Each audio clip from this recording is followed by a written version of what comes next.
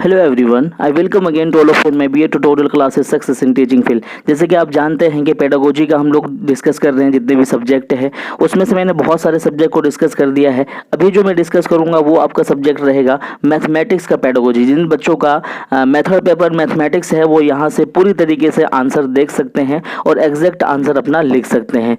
हम लोग आगे बढ़ते हैं, इनका पहला क्वेश्चन देखते हैं क्या कहता है। यहाँ पर इन्होंने कुछ पैटर्न दिए हुए, इनको पढ़ना बहुत जरूरी है। देखिए, attempt all parts of question, ठीक है ना। इस हर क्वेश्चन को आपको यहाँ पर करना है। पहला क्वेश्चन क्या कहता है, which one of the following method is most suitable for teaching of mathematics at upper primary level. ठीक है, अपर प्राइमरी लेवल पर किस तरीके से पढ़ाया जा सकता है, ठीक है, उसको यहाँ पर पूछा गया है। ठीक है ना। एक्टिविटी मेथड तो लोअर क्लास में जरूरी है। लेक्चर मेथड आप देखेंगे तो लेक्चर मेथड कहाँ पर जरूरी है, बहुत हायर लेवल में बहुत जरूरी है ना। उसके बाद डेमोन्स्ट्रेशन मेथड जो है उसके अलावा जो है आपका प्रॉब्लम सॉल्विंग। तो इसका जो एग्जैक्ट आंसर होगा प्रॉब्लम सॉल्विंग मेथड यहाँ पर अप्लाई किया जाना चाहिए, ये होगा इसका आंसर। उसके बाद जो है नेक्स्ट क्वेश्चन हम लोग देखेंगे। बी में देखिए क्या लिखा हुआ है इन्होंने, ये कहते हैं कि the purpose of diagnostic test in mathematics. देखिए, जो फीडबैक ऑफ पेरेंट्स होता है, fill of the process report होता है, ये सब तो नहीं है। ठीक है ना, ये सब तो नहीं है, ये सब कट जाएगा आपका। Plan the question paper of the in examination, ये भी नहीं है आपका। जो होगा आपका क्या होगा, knowing the gaps in children's understanding. क्यों होगा ये, इसलिए होगा कि डायग्नोस्टिक का मतलब ये होता है कि जो बच्चा पढ़ रहा था, ठीक है, वो सीख रहा था, सीखते सीखते किसी वजह से वो क्या होता है, बैकवर्ड हो जाता है। फैमिली की वजह से, अपनी हेल्थ की वजह से, किसी वजह से बैकवर्ड हो जाता है। तो हम क्या करते हैं, डायग्नोस्टिक टेस्ट करते हैं। ठीक है ना। तो क्या हम यहाँ पर जानते हैं, गैप्स जो बच्चे में सीखने में आ गया है वो यहाँ पर हम इसको जानते हैं। तो इसका आंसर जो एग्जैक्ट हो जाएगा, इसका एग्जैक्ट आंसर क्या हो जाएगा, knowing the gaps in children's understanding. ये आपको समझ में आ गया। अब हम आगे बढ़ते हैं। ठीक है, यहां पर आप इसको देख लीजिएगा, इतना टाइम नहीं है। इसका जो एग्जैक्ट आंसर होगा ये दूसरा वाला नंबर का होगा। ठीक है, हम लोग आगे बढ़ते हैं। उसके बाद हम लोग यहां पर डिस्कस करेंगे। देखिए, यहाँ पर इन्होंने क्या पूछा हुआ है, राइटर इन्होंने पूछा हुआ है, ठीक है, किसका, दस गीतिका का जो लेखक है वो कौन है, वो आपको अच्छे से पता होगा। इसका आर्यभट्ट है, ये बहुत फेमस किताब है। ठीक है ना, आर्यभट्ट इसका आंसर है। आगे हम लोग देखेंगे। देखिए, एनसीएफ जो है, एनसीएफ आपको अच्छे से पता है, नेशनल करिकुलम फ्रेमवर्क, जो कब आया था, 2005 में आया था। और ये फोकस किस पे करता है, देखो फोकस किस पे करता है, क्या ये रॉट पे करता है, रटने पे करता है क्या, उसके बाद प्रॉब्लम सॉल्विंग पे करता है क्या, राइटिंग पे करता है क्या, नहीं, बल्कि इसका जो एग्जैक्ट आंसर होगा डूइंग पे।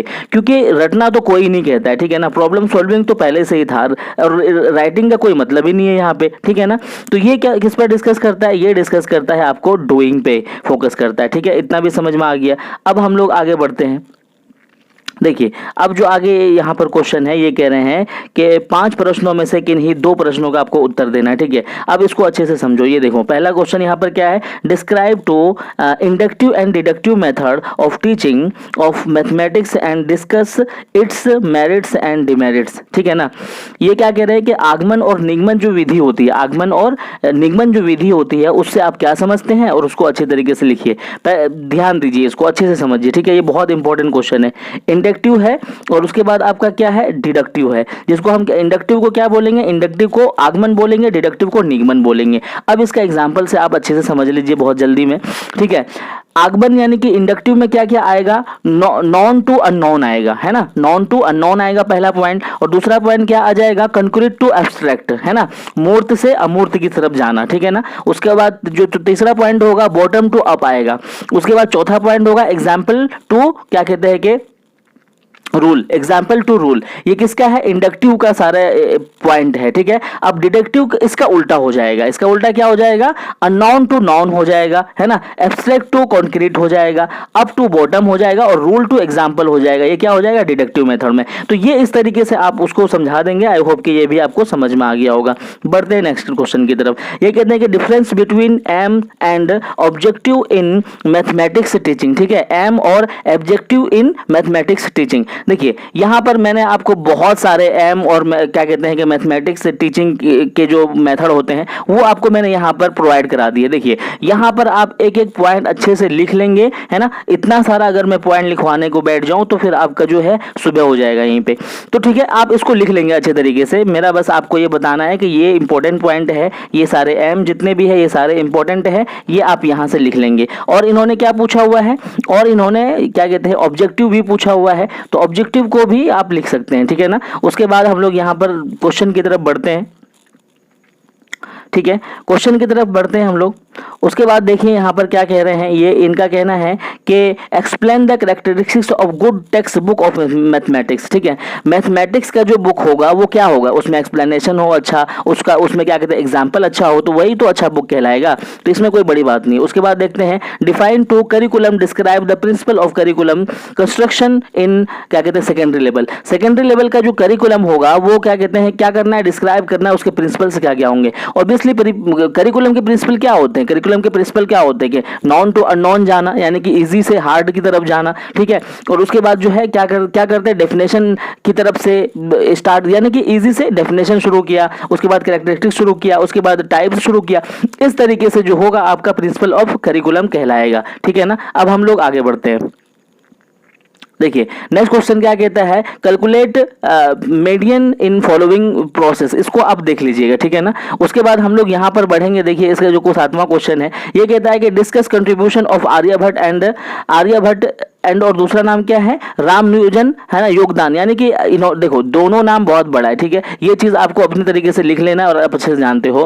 रामानुजन और उसके बाद जो है आर्यभट्ट का जो योगदान है मैथमेटिक्स में कौन नहीं जानता है, पूरे अच्छे तरीके से आप भी जानते हो, इसको एक्सप्लेन कर देना है। उसके बाद है आपका what is the importance of mathematics teacher in school, ठीक है। Describe the qualities of an ideal mathematics teacher, ठीक है। देखिए qualities of ideal mathematics teacher का होना बहुत जरूरी है। और ये कह रहा है कि आपको इंपॉर्टेंस बताओ। अरे इंपॉर्टेंस कैसे नहीं है, आपके स्कूल में अगर मैथमेटिक्स टीचर नहीं होगा तो आपका कोई भी फॉर्मूला सही से नहीं चल पाएगा, कोई भी चीज आप जो है अच्छे से ये नहीं कर पाओगे। होता है ना हिसाब कर, कुछ भी लाइफ में हमेशा से एक मैथमेटिक्स टीचर की जरूरत होती है, तो ऑब्वियसली भर दो पूरी कॉपी, इसमें कोई बड़ी बात नहीं है। उसके बाद है आपका 9वां क्वेश्चन देखेंगे यहाँ से। ये कह रहा है what is the analytic method of teaching of mathematics, discuss in details it's merits and demerits, ठीक है। अब इसको अच्छे से समझिए। मैं इसको समझाने के लिए जो है मैं आपको जो है यहाँ पर दूसरा ये दे देता हूँ, मैं समझाने के लिए जो आपको मैं प्रोवाइड करा देता हूँ, यहाँ से आप बहुत अच्छे तरीके से समझ लेंगे, ठीक है। देखिए यहाँ पर जनरल एम ऑफ टीचिंग था आपका, उसके बाद ऑब्जेक्टिव भी आप यहाँ से डाउनलोड कर लीजिएगा। यहाँ पर इन्होंने क्या पूछा हुआ है, एनालिटिक मेथड पूछा हुआ है। एनालिटिक मेथड में क्या होता है, नॉन टू अननोन जाता है, ब्रेकअप प्रॉब्लम इनटू सिंपल, यानी कि कोई प्रॉब्लम होता है तो उसको ब्रेकअप कर लेते हैं, यानी कि छोटा छोटा पार्ट में बांट करके उसको समझते हैं। उसके बाद आपका क्लियर अंडरस्टैंडिंग ऑफ सब्जेक्ट, इसको सब्जेक्ट को क्लियर अंडरस्टैंडिंग करते हैं। पार्टिसिपेशन ऑफ स्टूडेंट, स्टूडेंट को जो कुछ भी पढ़ा रहे हैं उसका पार्टिसिपेशन करते हैं। तो ये क्या है, एनालिटिक मेथड को आप उतार लीजिएगा अच्छे से, ठीक है। एक एक को मैं अगर लिखवाने बैठूं तो बहुत ज्यादा टाइम हो जाएगा, ठीक है। आप उसको उतार लेंगे अच्छे तरीके से।